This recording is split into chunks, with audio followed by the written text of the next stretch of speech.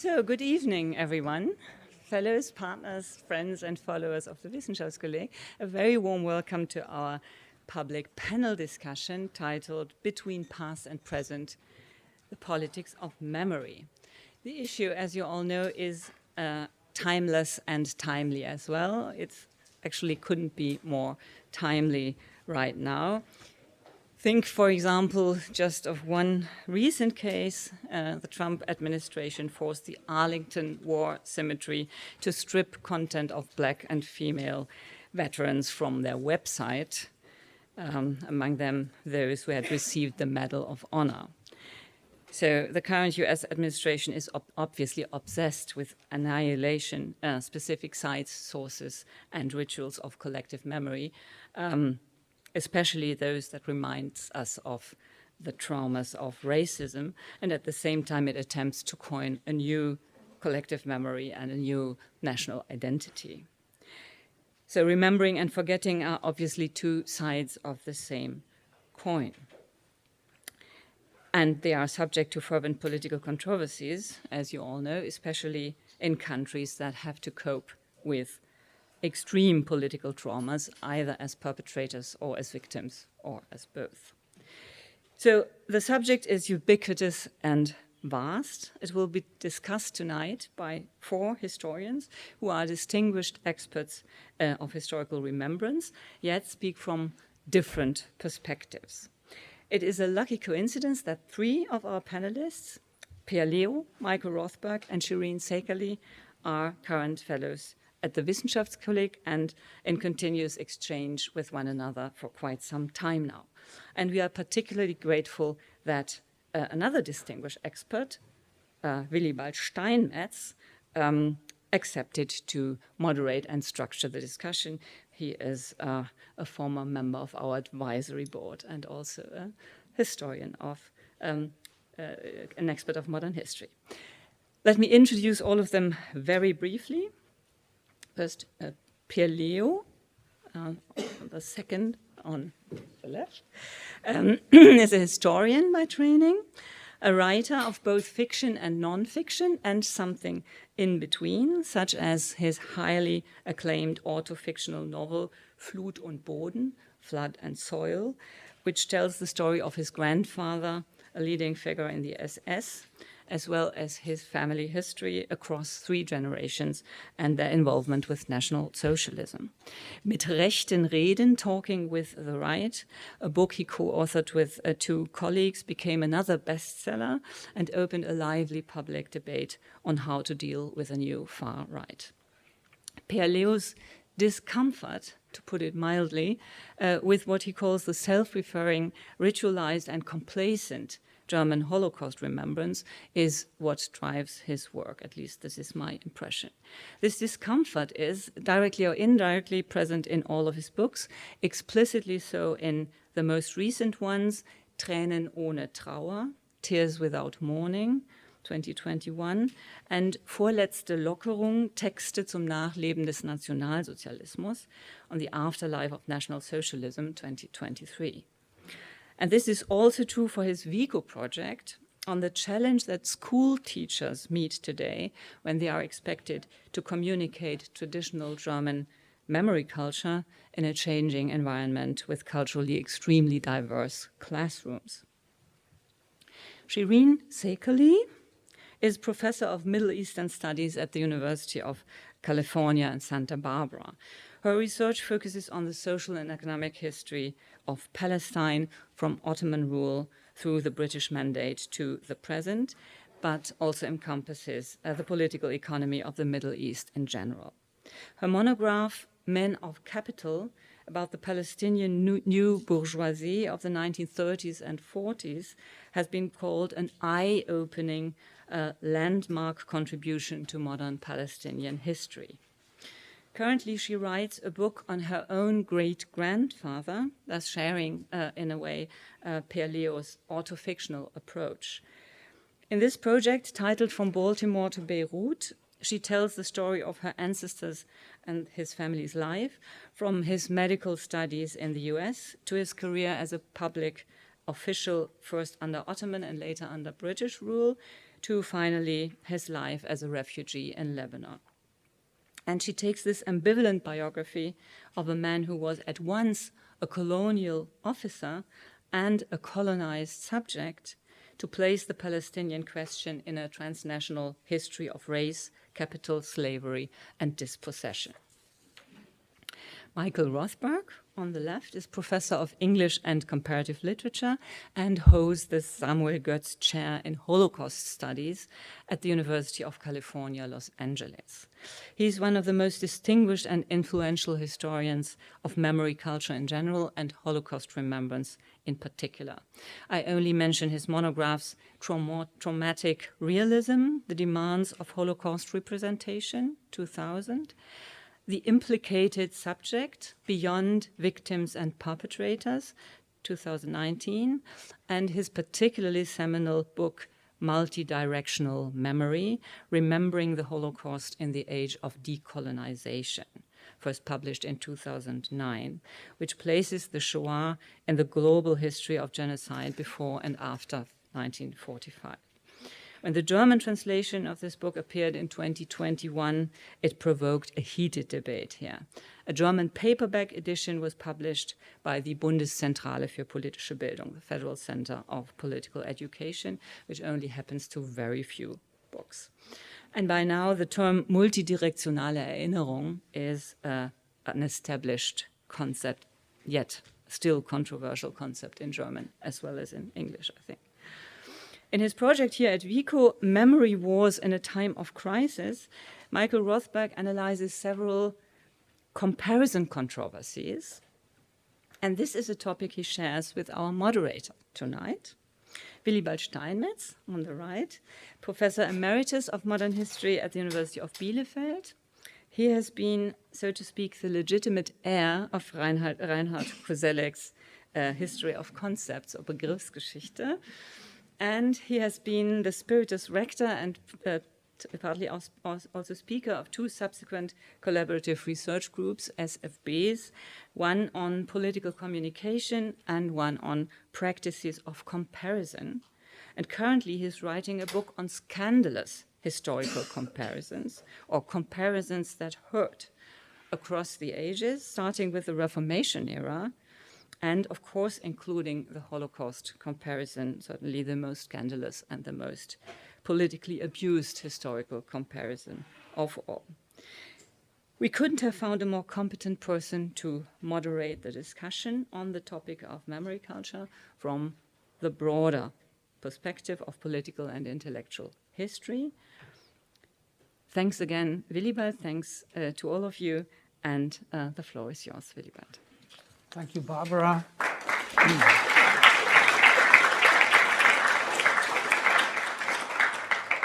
For these very kind words.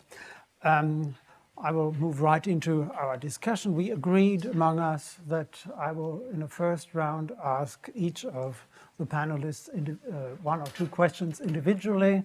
Afterwards, I would invite the three to engage with each other into a discussion, and once this moves towards an end, then we will open the floor for questions and answers. So basically, this is the formula. So I will start asking a question to Shireen, and about the book Barbara just mentioned. She's writing about her great-grandparents, in fact, not only the great-grandfather, but also the great-grandmother, Anise Kotran. And both they married in Palestine, in Ottoman Palestine. Then they moved to Sudan, where Naim, her great-grandfather, was in the British colonial service.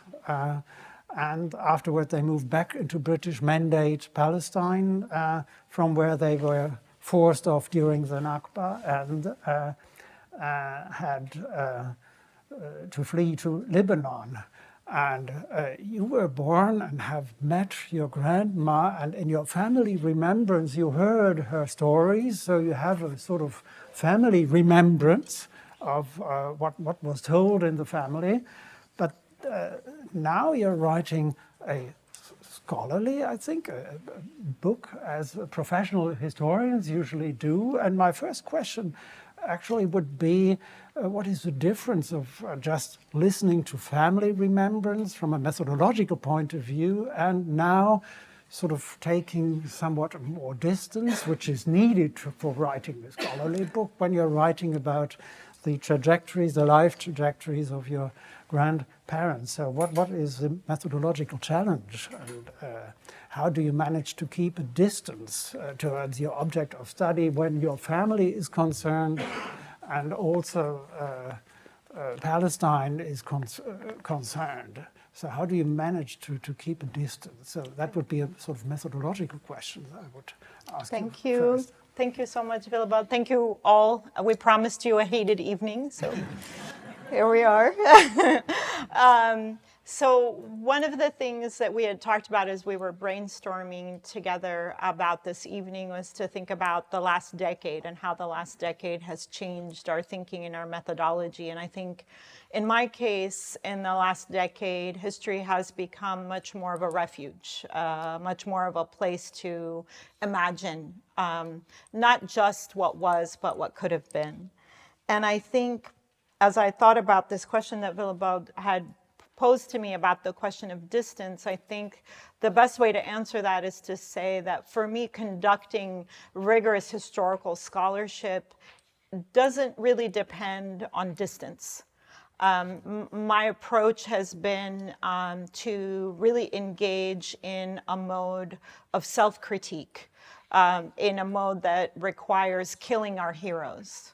And I always follow different directives from Audre Lorde in particular. And she has this one quote where she says, settle for nothing less than the hard work of excavating honesty. And I think for me, this path really began with my first book, which is connected to the work that I'm working on this year, which was a book called Men of Capital, Scarcity and Economy and Mandate Palestine. And in that book, I was looking at Palestinian capitalists before 1948 and domestic reformers. So men of capital, women of thrift. And certainly in that book, I was attempting to evidence that these people existed because they had been erased, both in Zionist narratives of Palestine and Eretz Yisrael, and in Palestinian and Arab nationalist narratives. So certainly part of what I was doing was evidencing what Edward Said would call a remembered presence, that Palestinians have a remembered presence on the land of Palestine. But what I was also doing in that work was critiquing these people, critiquing the social hierarchies they built, critiquing the way that they linked progress to profit, critiquing the ways that they position themselves as superior to Palestinian subalterns, so workers, Bedouins or nomads, villagers, domestic workers. So it was very much both a project of recovery and self-critique. And I really wanted from that moment to not center, you'll tell me when I get close, to not center people, these Palestinians, simply as objects of history, simply as people who history happened to, but rather people who were subjects of history. So not just objects to grieve and mourn and be nostalgic about, but to take them seriously as people who built the infrastructure for our present. And then, lo and behold, 6 months later, I went to visit my aunt, my maternal aunt, in a sleepy suburb just outside of Los Angeles. And she said to me, I have this civil status record of my grandfather. Can you take it to frame it? And I said, what? You have the Ottoman records of my great-grandfather. Are you serious? And then she handed me this manila folder. Apologies to all the Vico fellows who've heard this story 5 times already. And all of a sudden, I see that the colonial structures, the kind of consumerism I had long studied, the relationship to industrialization and commercialization and the banking sector, everything that I had written about in Men of Capital was in my great-grandfather's folder. And I had to confront the fact of something that I had long known, but I hadn't faced, which was that I wrote a book about my family. And then I set off trying to write the actual book about my family. So that's what I'm doing now. And in that effort, so my great-grandfather, Naim Qutran, was born in 1877 and died in 1961. And he had a very unexpected life, which I'll tell you a little bit more about. Willibald very kindly talked about it. I'll tell you just a couple more details. But what I want to tell you are the ways that he affirmed many of the things that I know, and he pushed and challenged me about things that I don't know. And for me, doing that self-critical history means embracing both of those things at the same time. Some of the things that I know, and I'll footnote this and come back to, is the concept of memory in the Palestinian context of memory as inventory. Between June 1949 and August 1949, my great-grandparents lost their 3 orchards, which they owned in a village called Nahr al-Naba, about 8 kilometers away from Acre, where they resided, were burned to the ground. And I had grown up on this story, and I had always imagined it in a particular way, that they were dispossessed by violent forces, violent Israeli force. But what I learned in the documents was actually the way that they were dispossessed through bureaucracy. And I can say more about that if people are interested.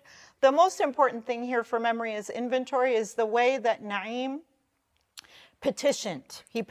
He understood himself as a pragmatic gentleman who could make his claims to land to multiple different kinds of governments.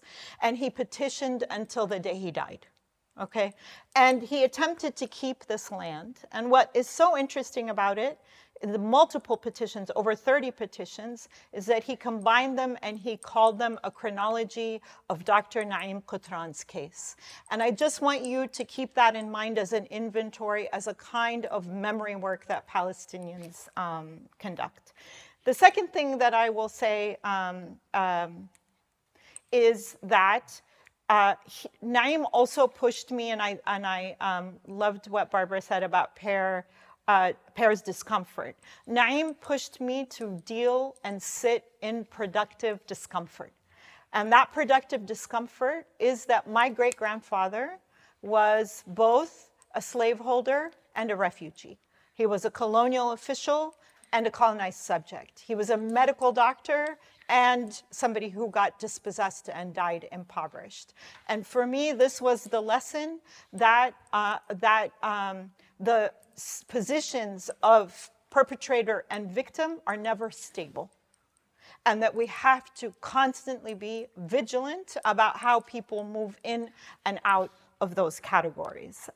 So I have more to say, but I think I've reached my limit, and I'll stop for there. Yes, that's very good. Yeah, may I ask just one short follow-up question? I would ask you to be a bit shorter in answering it, so that the others and that would be how your take on this family story, but also on the larger picture you made on Palestinian history in light of the recent conflict in Palestine. Has this had any influence on your take on the whole story, your family story, but also on your more general view of the Palestinian history which you exposed to us? Okay, I thought I had more time for this one, but okay. It's a big question. It's a big one, and we can keep talking in the discussion about it. What has it meant to me to be a historian of Palestine writing about my family as a genocide is taking place? It has meant writing through grief.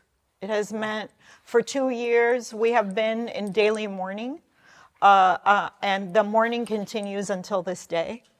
And for a time, it felt to me that maybe I was being decadent by writing this story. Maybe I wasn't doing enough. But I have come to listen to the many scholars of Palestinian history and storytelling that I follow, that teach me that we must tell our stories, that storytelling is actually the most important imperative, particularly when your archives are under erasure, your peoplehood is under erasure, your political rights are denied. So in this, what we call this ongoing Nakba, this catastrophe that has lasted now for 100 years, the act of storytelling, be it as a way to comprehend the present. This is what Ilham Khoury Makdisi teaches us. It is, the act of storytelling is also a way to shape a historiographic form, to shape history telling as a cautionary tale, as a way to understand crisis. And lastly, I think I really follow the work of Rosemary Sayer, who taught us about oral history in the Palestinian context, in which she said storytelling in all of its different forms is a way for us not only to exist in catastrophe and intervene in it, but to also shape history itself. Thank you. And preserve the archives in Yes. order for memory to be possible at all. Yes. Yes, thank you. I will move to Peer, and I will ask a rather short question. In a recent article of yours in the journal Merkur, you spoke of and criticize what you call a German Holocaust nationalism, a deutscher Holocaust-Nationalismus. And I just wanted to ask you, what exactly do you mean by that? It's a sort of quite provocative, or deliberately, I would say, provocative formula, and I would sort of ask you what exactly you criticize and what perhaps you would still accept. Barbara already mentioned that you are very critical of German remembrance culture, and but I would ask you, what exactly do you mean by that deliberately provocative I can formula? sense the unsettlement in the audience. Sorry? I can sense the unsettlement in the audience. Yes, but that's why I it's picked this up. but it's true. The wording itself has an air of provocation and polemics, evidently. Yet I wish it were less descriptive, because after all, I think that's what it is. It concretely refers to an article, not exclusively, but concretely refers to an article in the Frankfurter Allgemeine Zeitung that was published on a prominent occasion, which is the 80th anniversary of German capitulation. So it was May 8th this year, that the theater critic Simon Strauss wrote an article in which he stated, and I think I more or less literally can quote him, that the primacy or the precedence of Holocaust remembrance for Germans is not only a matter of collective identity, which is to say not of individual choice, but, quote, a matter of national or German honor. All right? So this is quite a statement. And it's not about this individual article or the individual author, but it's about my taking it symptomatically. But you have all the ingredients that you need, actually. You have a collective identity, you have a community, you have the rejection of individual choice, you have a fateful history that has shaped this community, and, which is very important, you have a state of danger. This community, this identity is threatened. In this case, it's threatened a different viewpoint to history that he calls post-colonial or universalist, as if it were the same, but that doesn't matter right now. But you have all the ingredients of actually nationalism. But to go just one step back, he is actually building on a discourse that's for some years is connecting national identity, German national identity, with Holocaust remembrance. And I find this quite remarkable. Just to give you one example, the art historian Horst Bredekamp, in the context of the heated debates with people like Michael Rothberg, Dirk Moses, Achille Mbembe, called the Holocaust remembrance the raison d'être of our political community. So this is a very interesting connection of identity, German identity, and Holocaust remembrance. To us, it might sound natural, but from a historian's point of view, I'd say it's quite remarkable, actually, that an endeavor that actually started decades ago, in the very name of anti-nationalism, of national self-criticism, has come to a point where actually it's an asset. It's like a crown jewel of German identity. So as an historian, I asked myself, where did this start? And I think with a little sense of drama, it is possible to actually give a beginning of this tendency. And it started, I'd say, again, with a little sense of drama, February 1986, and where? Not only in Berlin, but here in the Vico, in this very room.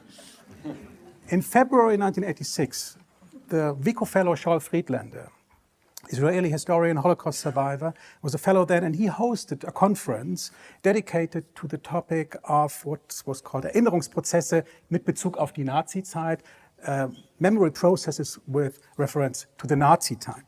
And he hosted an incredible, interesting bunch of mostly historians, some of them Israeli Jewish, like Dandina or Amos Funkenstein, many of them German, like Lutz Niethammer, Hans Mommsen, Winkler, and others.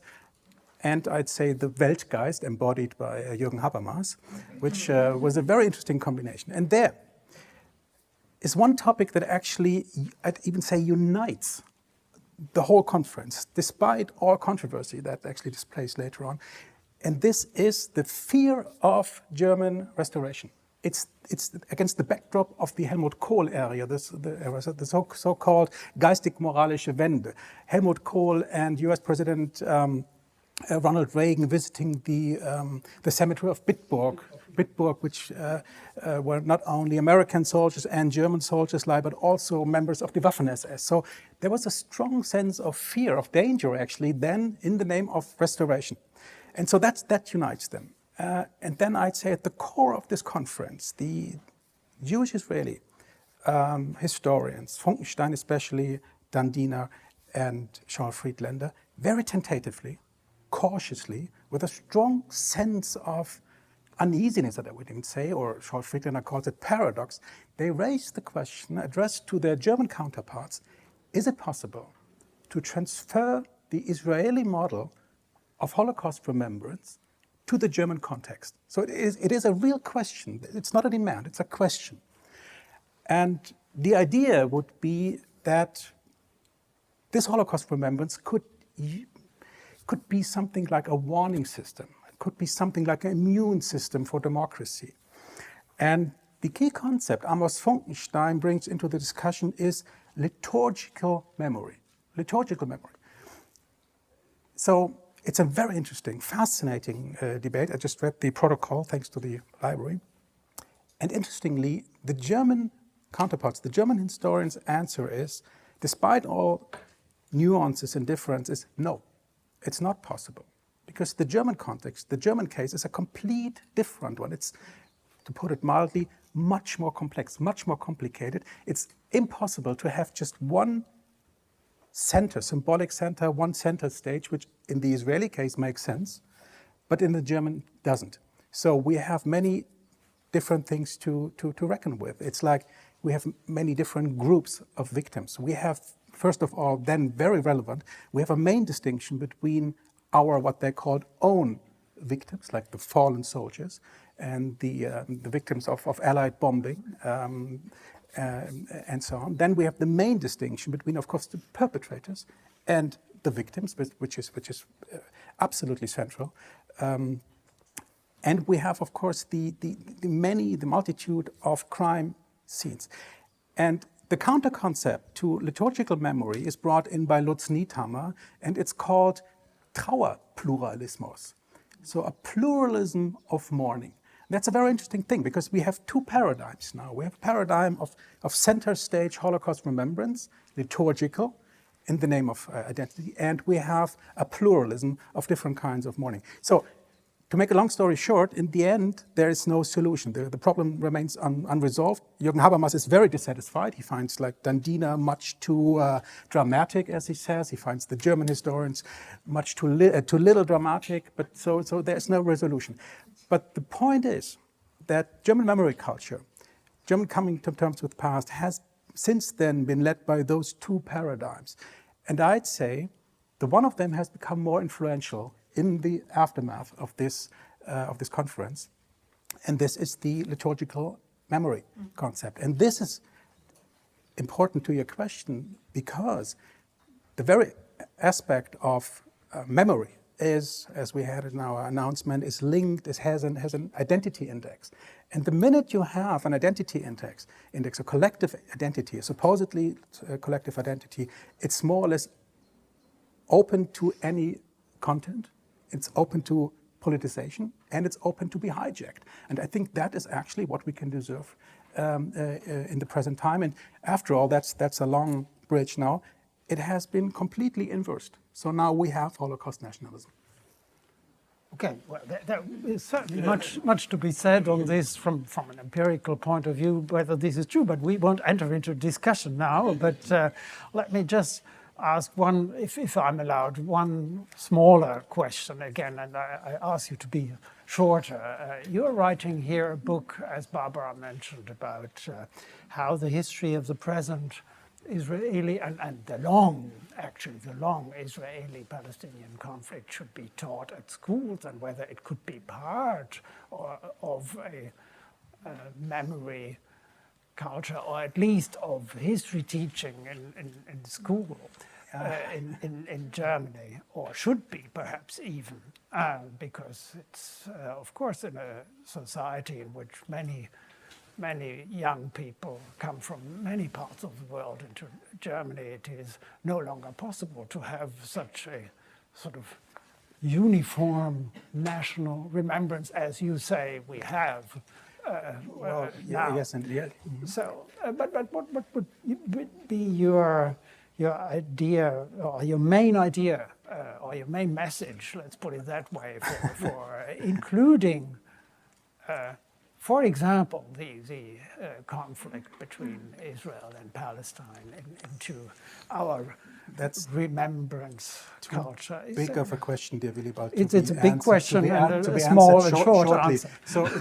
So therefore, maybe we leave this for the further discussion. So therefore, I'd like to avoid a direct answer and instead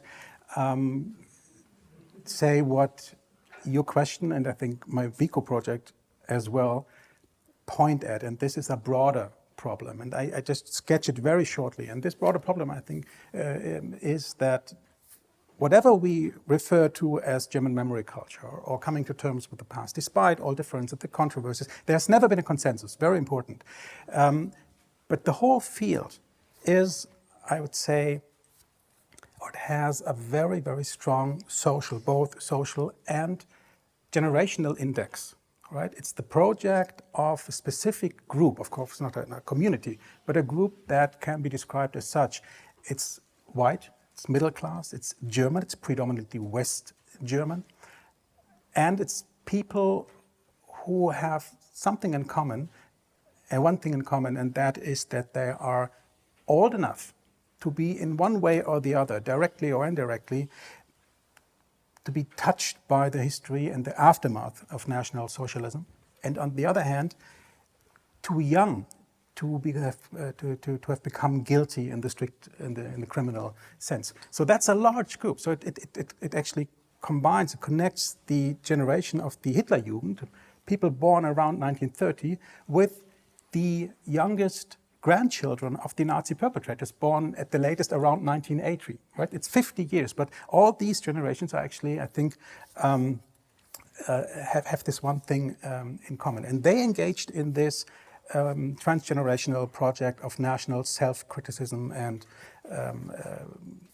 coping with National Socialism. So if that's true, that actually establish a big gap to two other groups. It's first of all the younger ones, the generation, for instance, of my daughter, who is 18 now, who has no direct connection with the Nazi past anymore, who's actually, I'd say, the first real post-Nazi generation. And on the other hand, people who are non-German, shortly immigrants. So this is very figuratively spoken, but we have a gap. And now the question is, can this gap be closed? How can we cope with the two problems that go along with it? First of all, tradition, how can it be credited? And second, secondly, integration. And so this is just the problem that's raised. And I'd say that we have a problematic situation as we had. The problematic situation we have is due to the fact that the memory paradigm has been much more influential than the other one, the Trauerpluralismus, and what has then come down to the concept of historical learning. So I'd say a little bit more Niethammer right now would actually enable us to close the bridge, but I leave the details for further discussion. Thank you very much. Yes, thank you. I'm tempted to ask whether Trauerpluralismus is something similar to what you call multidirectional memory, but I keep that question and I ask. I have a feeling that this might be something approaching that, but I leave that and ask first a question. We, as Barbara mentioned, we share an interest in the politics of comparisons. And but we approach them from different angles, so to speak.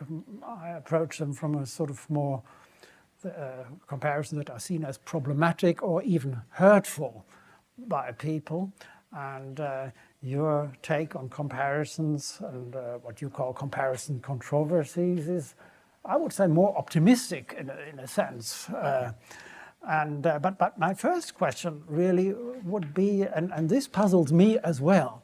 Why are comparisons so frequently used in all sorts of memory struggles? I don't think that this is selbstverständlich, that this can be just taken as a given. Of course, it happens, we see it, but why this urge to compare? Where does it come from, especially in calamitous situations of all sorts? Yeah. Why this urge to compare? I think that's a great question to start with. I think ultimately some of this will come back and connect with what Shireen and Per have said, and I just want to say it's wonderful to be on a panel with you. And Willibald Steinmetz, your work has actually been extremely helpful for me as I think about comparisons. But so the starting point for me is simply this, that comparison is a social fact, or that there are these impassioned debates about comparison appearing almost every day, at least in Europe, in the United States, is a sort of social fact, and we need to think about it, address it, and think about why. I think there are probably a lot of different reasons. I don't think there's any single reason. I thought of a few to start with, 3 to be exact. The first is that, for me, comparison is simply a fundamental cognitive operation, right? That to think, to judge, even to perceive, we must compare. It has to do with seeing similarities where out of differences, or pulling out differences from things that seem similar or the same. I think that's an unavoidable human capacity that we all use and tool. And I think it's also then linked to memory in a really important structural way. Think for a moment about the famous Proustian Madeleine as a figure of memory, right? So you dip your Madeleine into your herbal tea, and you have this kind of involuntary leap to an earlier moment where you had a similar taste or smell of the Madeleine and the tea. You create a similarity over this gap of time. And from there, you go back and reconstruct a whole era, right? So like comparison, memory is always about relation between past and present, between here and there, what have you. So I think there's something fundamentally intimate about the relationship between comparison and memory. And that leads me to the second explanation I would have. In certain cases, and especially some of the contentious ones that concern us here today, there's a kind of historical sequence that brings together events that in and of themselves may be very different from each other, but because of this particular historical relationality or sequence, they end up forming a kind of constellation. Let me give a couple of examples of what I mean. First is from multidirectional memory. One of the things I discovered when I was writing that book was that during the period of the Algerian War of Independence, so 1954 to 1962, and I was looking specifically at the French context for the most part, there was an incredible number of references to the Holocaust. And that's surprising in the sense that the Algerian War is very different from the Holocaust. We can say that, I think. That the Holocaust was not yet the kind of global symbol and global memory that it is today. This is an early period, and yet there it was. And it really shocked me at first. But then I thought about it more, and I said, it's 10 to 15 years after the Nazi occupation of France and the Holocaust. Of course, the people who are engaged by and with the Algerian War, on the French side, at the very least, and to a certain extent on the Algerian side as well, are people with very concrete memories of what just happened in France and elsewhere throughout Europe, and even North Africa. And so what they perceived when they saw the French torturing people at a mass level, hundreds of thousands of people, establishing camps for political prisoners, for them, that resonated with their own experiences, right? As deportees, as people who had been tortured by the Gestapo. It was a personal memory that was also very political. So there's a kind of historical sequentiality where you go from Nazi occupation and Holocaust to Algeria.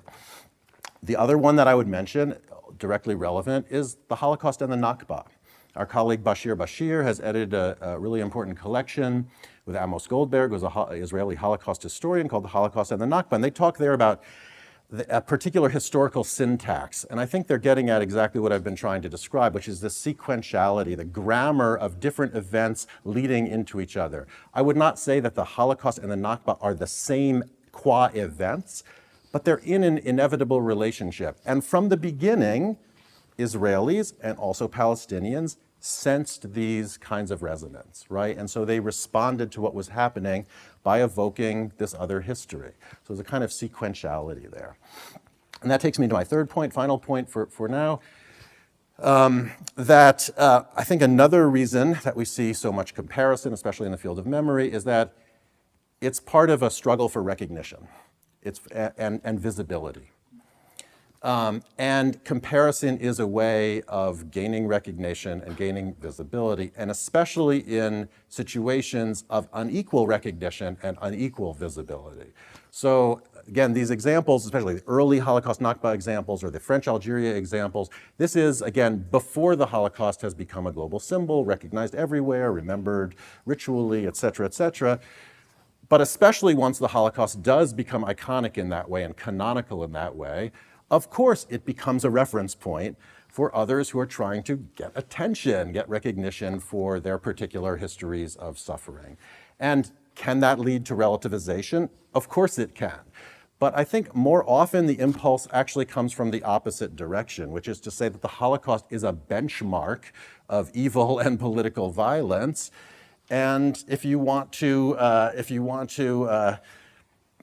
get the attention and get recognition for your own history, different as it might be, you're going to try to pass through that icon. And I think it can be relativizing, can be troubling, but it isn't necessarily that. And I think the impulse is actually often quite the opposite, not to minimize the Holocaust, but to accept the Holocaust is a kind of benchmark and to use it as a reference point. Okay, taking up your last point, I would ask whether, especially if comparisons are seen or are made in a competitive, I use your phrase from multidirectional, in a competitive, sometimes even zero-sum game for public attention, trying to get recognition for one's own suffering, then using the Holocaust. Don't you think that this is not only relativizing, but actually hurtful for descendants of the Holocaust or for those who suffered in the Holocaust? So I would ask, do you think that comparisons are like these are still helpful as they probably had been, or in raising solidarity or resonances as they were in the period of which you described in the 50s and 60s.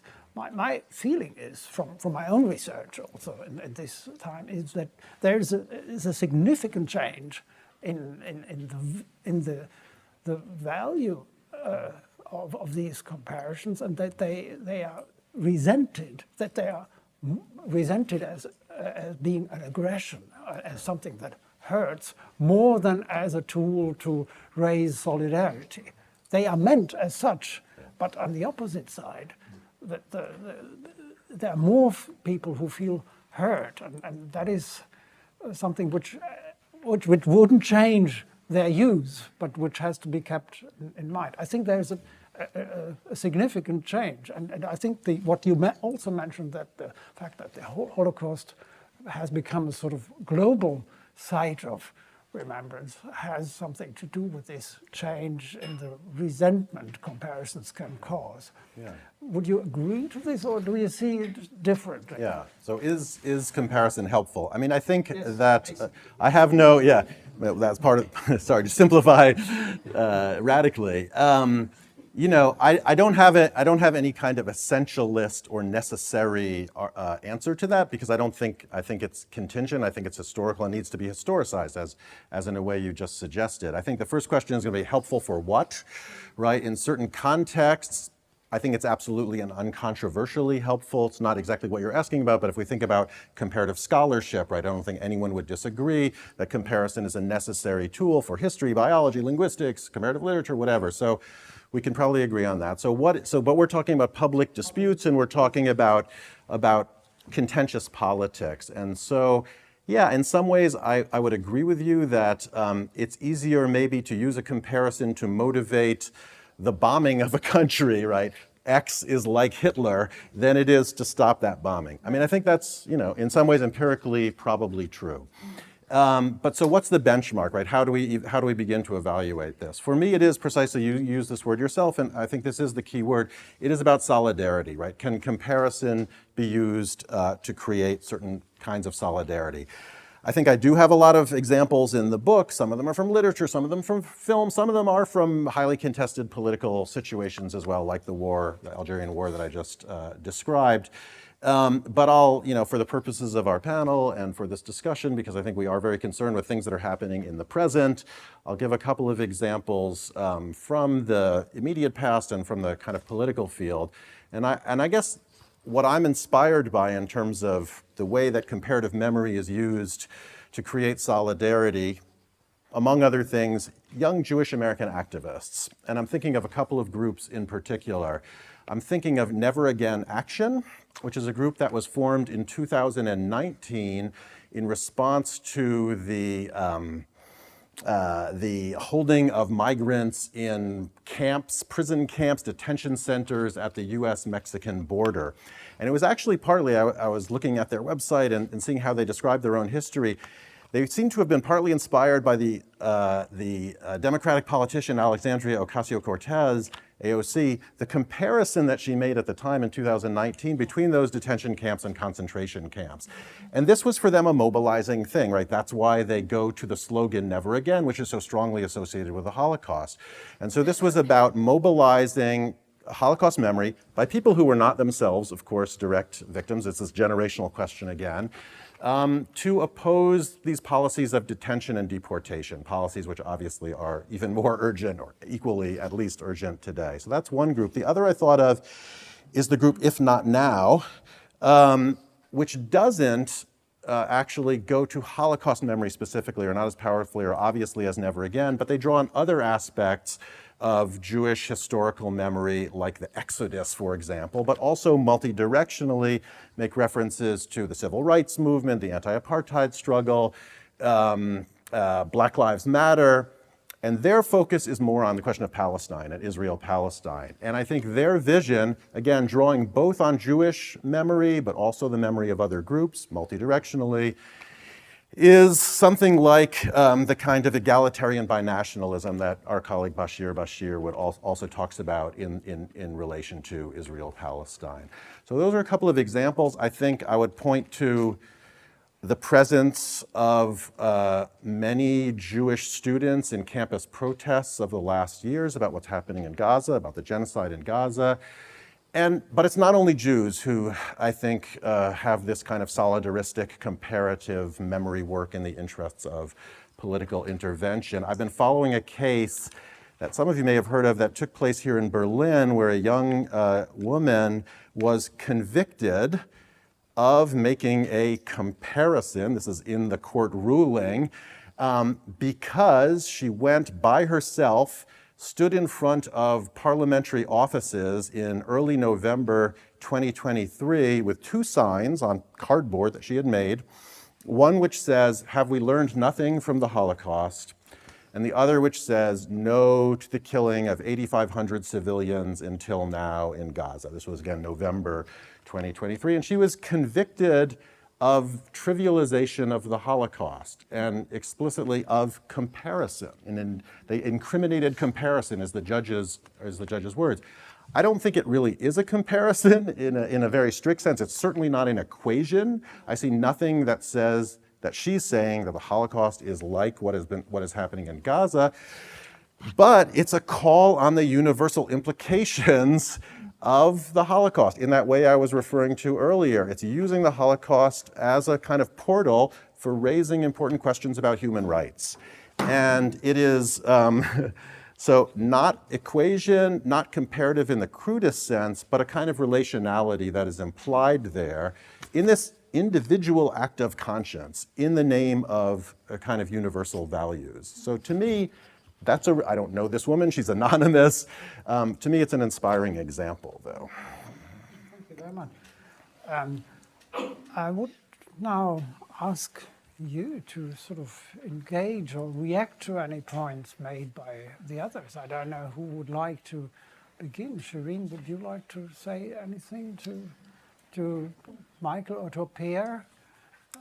Always. React. So I guess maybe a comment and a question, Michael, to you, which is to hear more about, for me with your work, you really push us to think about universalism in a really interesting way. And so I thought maybe you could say more about that because you brought it in at the end.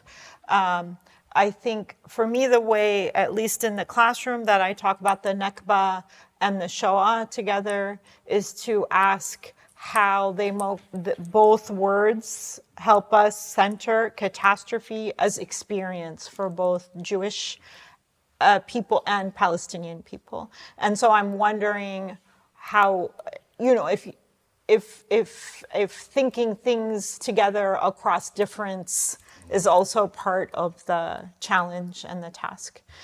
And I think, Per, I have so many questions for you, but I guess I would ask for you to say more about the project that you're working on now and how it challenges the questions of Holocaust nationalism in the present moment that we're in. Do you want to take that? Yeah, I can try to start. So I think it's important to understand the situation in schools is that there is no mandate for the teachers like to teach memory culture or so. Mm-hmm. So it's more about a mindset, I'd say. And the minute the whole thing becomes practical, and that's why I was emphasizing the moment of identity so much. The minute collective identities become practical, they become also like a theater, like we are figures, we are roles. And this is something I find really intriguing. And it's not only in schools. It's something that we can observe actually in the whole political arena all the time, that what we call abstract memory culture comes down to theater with specific roles. And I think this is something that you can observe in schools as well. But I give you a different example. I give you the example of the politician Robert Habeck, right, who engaged in what I would call a perfect example of memory identity politics when he gave a famous, I'd even say infamous, speech after October 7th. So there was a lack of empathy with Jewish victims. Absolutely true. I think he had a strong point by raising that there was a really remarkable absence of what was called. So, but then how did he address the question of Jewish solidarity? He did it by establishing a triangle, right? He was talking strongly in the first person collectively. It was a we Germans. Always the phrase was 80 years after the Holocaust. In the name of never again, in the name of German Staatsräson, which he transferred from a concept of foreign affairs, which external to internal affairs of Germany. So in the name of never again, we need not only to mobilize solidarity with and empathy with our Jewish citizens, which would be perfectly fine, but now this is the theater that I'm talking about. We have us, the responsible, protective Germans. We have them, the endangered Jews. I mean, not real figures, not real person, but figures. And we have a third person, and this is immigrants of Muslim backgrounds as a potential threat to Jews. So you have the direct link between Jews and fear, and the direct links between Muslims and Hamas. Given in a very strong first person speech, and the same actually, I think. I mean, it's quite hard to observe because schools are a black box. The same comes true every day in class. We had this infamous case of a teacher literally engaging in a fist fight with a student of Muslim background for nothing. For what? The only thing he did was he displayed a Palestinian flag, which had been banned, of course, by Berlin authorities. But the thing is, in the minute you see yourself as the protective German and you perceive the Palestinian flag as a sign of anti-Semitism, you have to act, right? So you're driven by some sort of responsibility that's very close to anxiety. And I think this is the very disturbing status quo that we can observe in many different arenas of our society. And so my school project actually tries to, first of all, critically describe this kind of memory and identity theater, and then, and that was actually the discovery I made at schools, see what I call the wisdom from the ground. There are so many engaged teachers, students, parents, principals who actually actively and proactively deal with all these things and opening the whole arena for outside perspectives. We mustn't forget that even the incorporation of the Jewish perspective, nothing in memory culture in Germany happened just as a German achievement. It was always a result of being challenged and even pressured from outside perspectives. That's exactly what 86 took place here. The Jewish scholars actually challenged their German counterparts for the good. So in the end, the historical narration of the Holocaust became much more aware of the Jewish perspective. The same right now could take place with two outside perspectives. They are supposed to do with the East, with the Middle East immigrants, but Eastern Europe as well. We are so forgetful of the European entanglement, not only generally in colonialism in the Middle East, but also in the whole problematic that we have in Israel and Palestine. I mean, we of course are responsible not only for the foundation of the Jewish state, but also for the fact that this happened at the expense of Palestinians. That could be part of German consciousness, but right now it isn't. So, but there are parents, there are teachers, there are students that actually try to incorporate, to integrate these perspectives into school. And right now I'm trying to be like a honeybee who is collecting all this wisdom from the ground and then give it back to the schools and to the teachers. Should I? Shireen, you're just such a generous interlocutor and already asking us questions. I do think this question of universalism is really important, and its pair, or the thing we usually pair with it, which is the specific or the particular. And it's a negotiation. I think how it gets negotiated is really important. And I guess I'm committed to a certain version of universalism, but it's, I think inspired by Aimé Césaire, I called it like a universalism with flesh. So a universalism that is rich with with particularity, with specificity. And I think that's how I would think about the Holocaust-Nakba relation as well. I've been really thinking a lot about and inspired by this legal article on Nakba as a legal concept. And one of the arguments there is to think about Nakba as a particular historical experience, right? That one can think alongside genocide, apartheid, occupation, whatever.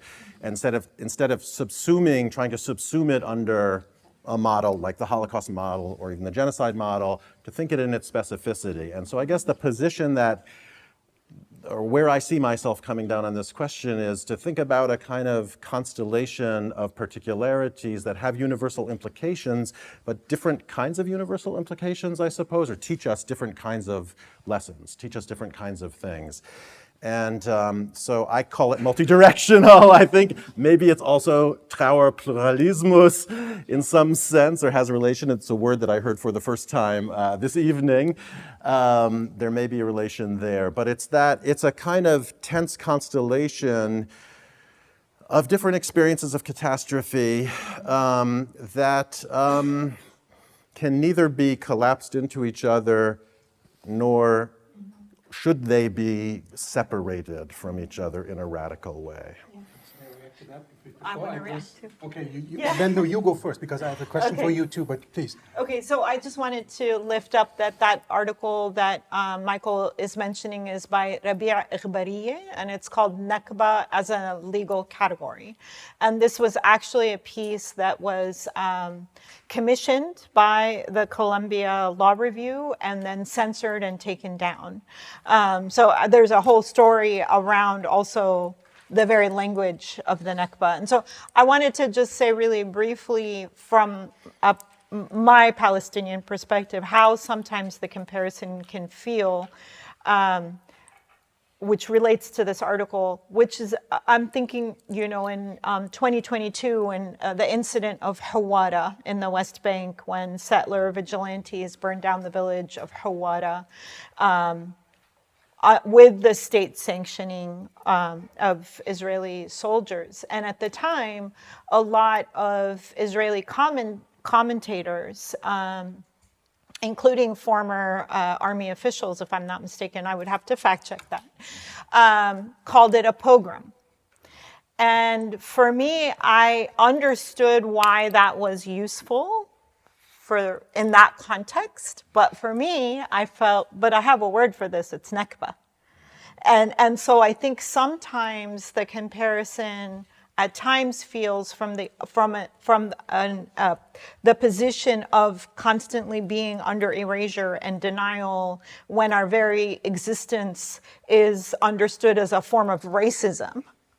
When talking about my history as a historian is a form of potential, you know, censorship, then sometimes for me, I really, and we've talked about this, I really want to insist that people lift up how Palestinians have analyzed our history and what words have we used, what terms have we contributed. And I think the Nakba is certainly that term in this context, yeah.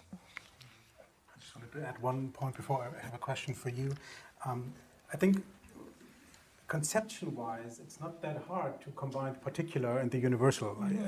To simplify, but just take Hannah Arendt's famous wording that the Holocaust was a crime against humanity suffered by the Jews. I mean, there you have both. And I think that could be, for instance, a benchmark for teaching the Holocaust as well, because we have many problems with the so-called Holocaust education for Muslims in Germany, where all these identity theater is played because, well, people are given specific roles. Young people often identify with the Jewish victims, of course, against the backdrop of a shared humanity. So concept-wise, I'd say it's not that complicated, but I think the complication comes into play when memory is received as a property. So I think this is an important point, that there are certain groups, certain collectives, certain nations that actually act as if this was the property. And I don't want to talk about Israel and the Holocaust, but the same is true for Germany, that many Germans actually treat the Holocaust as a national property, and that actually creates a lot of problems. So this is just an additional aspect. And that's what my whole concept of multidirectional memory was set against. Yeah. Right. But as a practical problem, right, in the real world, that doesn't solve it, right? The concept, right? Yeah, No, yeah, I'm agreeing with you and just absolutely. building on it, that the concept doesn't solve the problem that these can produce resentment and competition. I agree with what Willibald said earlier, but you know, this is, I guess I still think that, you know, an alternative conception of memory, not as property, is one that we need and can work with, but it itself is not enough. Absolutely. And so I wanted to ask Shireen, if I may, that one thing about your work I find really, really admirable, but at the same time it puzzles me, so I'm asking, is that from a Palestinian point of view, we have different aspects of memory. So one is mobilization. Mm-hmm. And of course, there is a strong political cause that needs mobilization. So the Nakba memory is a cause or a reason for mobilizing. At the same time, you are talking about the ongoing Nakba as a process that has not come to an end, which doesn't raise the question of collective identity and memory, but the rejection or of erasure. So it's an ongoing project of just telling the world we are here, so we exist. But then what puzzles me, so these two make naturally sense, but what puzzles me actually is the notion of discomfort. So the irritation by memory, that for me was very important, because I had a strong sense of German complacency, like self-gratulatory achievements and so on, and I really felt a strong sense of disturbing that. And but here we have some sort of closed memory that is going along with a strong sense of entitlement and of property, as I said. But this is not true for the Palestinian case. So how do you bring together these very eminent political aspects with, on the other hand, yeah, I'd say even, well, I don't know how to say this, with these epistemological and both and also moral aspect of actually disturbing the closure of memory. Thank you so much. You mentioned as a self-criticism. Right. Yes. Yeah, that's Right. I heard something Right. from what you said. And Yeah. maybe that is the point you're addressing. Yeah. Maybe I overheard it, but that's... Yeah. No, so there is for me, the political work is to confront the reality of epistemic erasure that we're under right now. At the, one of the things that we haven't, I don't think, as publicly engaged is that from the early months of 2023, with the beginning of the Israeli war on Gaza, there was a targeting of archives. Yeah. The Gaza Municipal Library, the archive of the Islamic Library, the Ministry of Interior, the Ministry of Endowments, and this reality is not new. Every single Israeli assault on Palestine and the Palestinians has targeted archives. Often people find their own archives at the Hebrew University Library or at the Israel State Archive or at the Central Zionist Archive. So this archive as property is a really, is a really important and interesting thing to think about in terms of the realities of dispossession and fragmentation. In a response to that, Palestinians have responded by writing things like village books, really thorough documentation. This was the point about inventory, thorough documentation of architecture, of places, of stories, of embroidery, of tradition, of practices, of all of those things. In my own practice, I'm the editor of the Journal of Palestine Studies, and I've tried in each of my editor's notes to document what is precisely happening in each of the 4 months and to give names to people and to try and tell the story from their perspective as my own method of archiving. And the archiving that's happening, the live stream archiving that we're seeing, is in many ways exceptional in this genocide. So there will be much more for us to analyze. How do I balance that with the self-critique? I try to imagine the day after our freedom. I think that we can't imagine being free if we don't criticize ourselves. If everything that is bad about our condition has to do with the colonizer or the geopolitical formation, then I have stripped myself of what are my own accountabilities and flaws. And I think this is how we have to do the political work too. I think we have to come into spaces in productive discomfort in order to imagine that we have already won, and what then might the future look like. I think that's such an important vision myself. And I know you're cautious, Shireen, about comparisons, and I am too, and I'm not trying to subsume one thing under another, but as you talked about those village books, I could not think about the Yitzhak books, right, that were commemorating destroyed Jewish shtetls in Eastern Europe during the Holocaust, right? So there are resonances, even though I think it's really important not to subsume and equate and all of this sort of stuff. I think one thing that I was thinking when you were both talking, that a common theme was what I call implication, right? Which is precisely this position other than a victim and perpetrator, of one who is contributing to or inheriting, in the case that you were talking about, histories of violence or histories of injustice. And Shireen, I think what's so powerful about what you're talking, the way you tell your story and the Palestinian story is as a story of what I call complex implication, which is to acknowledge both the way that Palestinians can be complicit in certain forms of historical violence, slavery, or what have you, or capitalism, and at the same time still be victims of an ongoing other form of violence. And what's interesting, I guess, between the two cases is that part of the problem, I think, in the German case about this German Holocaust nationalism is that somehow this self-criticism has flipped over into honor. I mean, it's exactly what you said, but it's taken that problem of implication, and that's exactly that generational span that you described. These are the people who are not perpetrators, but are still close enough to be implicated, in my sense, in this historical, diachronic sense. And somehow to have taken that and flipped it over into honor, into a certain self-satisfaction, it's not something that can happen, I think, in Shireen's case for the moment, but she's thinking ahead, right? And I think that's so important. It's not a question, but it was something that I heard in both of you as thinking, beyond these categories of perpetrators and victims.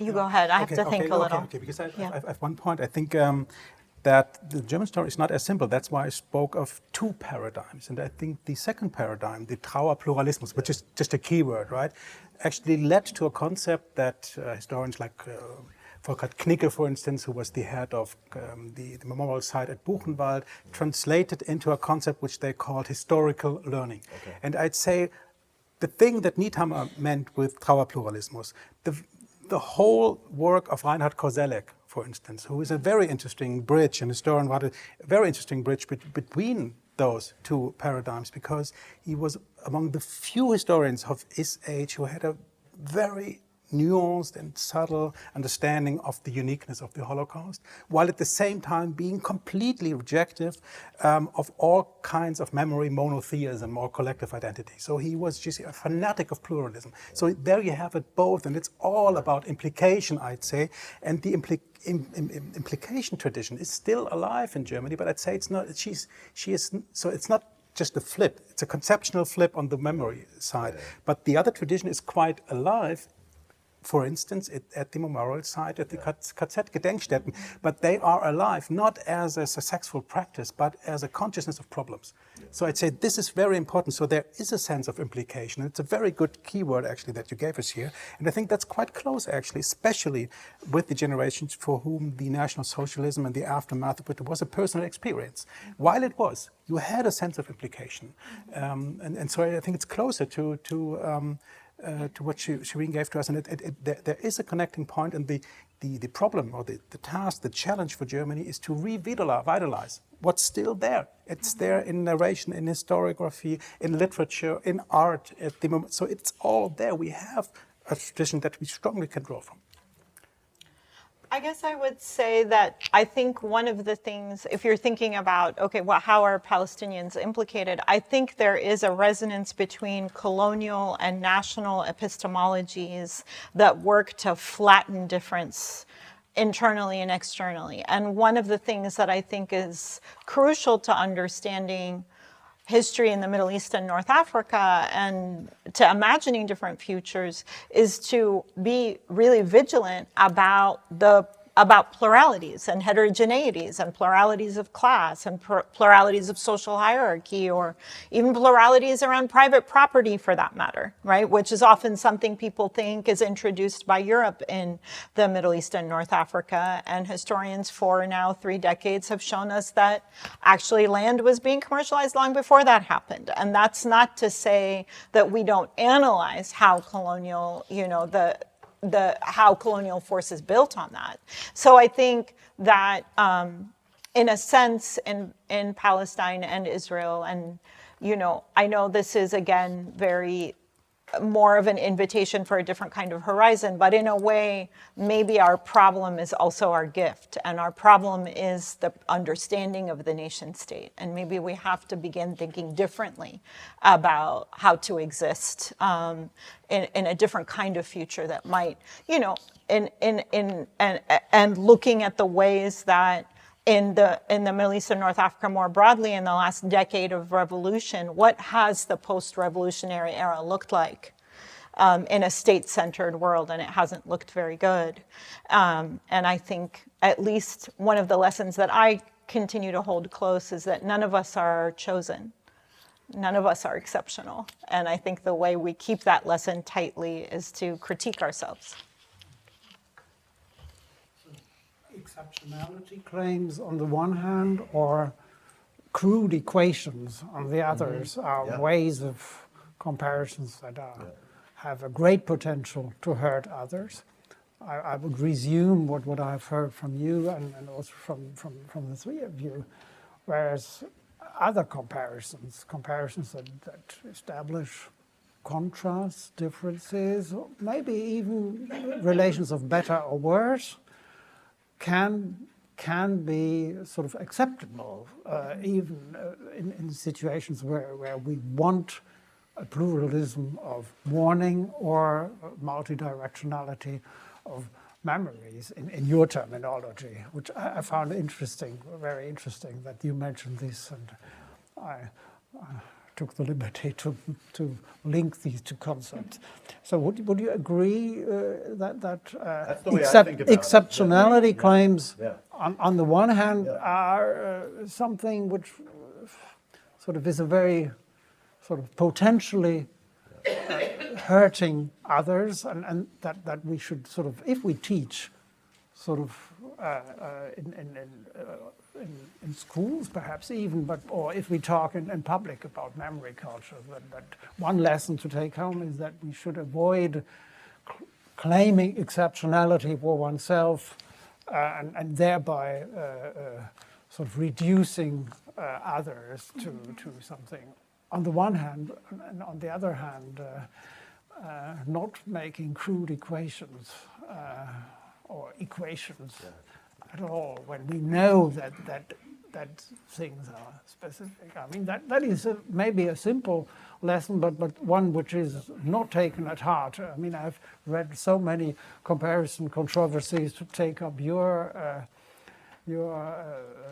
formula, where this lesson is not taken, and people misunderstand each other or fight each other for one of those two modes of comparing. Would that be one resume one might take from this, or would you add to this? I would. I mean, that is certainly part of the way I think about the problem of comparison, is that you have these two poles, what I call the axis of comparison, that goes from equation to a kind of radical differentiation, or call it exceptionality. And I think the further you get on those poles, the more problems potentially arise. But I do think you have to look at it at a case-by-case basis. Again, I don't think there are exactly laws that can be simply applied.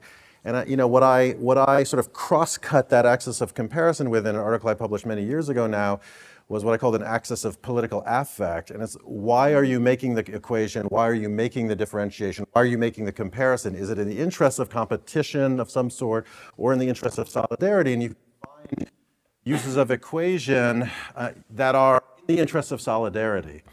And you can find uses of equation that are certainly in the interest of competitiveness and resentment. And similarly with assertions of difference, those can be done, of course, to establish hierarchies. But I guess I still believe, and this is sort of my normative vision, in a kind of what I call a differentiated solidarity, which is to say that you can mark differences without going all the way to the extreme of exceptionality and without subsuming them under equation. But again, I think you kind of have to look at the power relations and the particular historical context. Different ways. But as a general rule, I would agree with you entirely. These are the two sort of Scylla and Charybdis of comparison, is equation and exceptionality. Maybe ask another question to all three.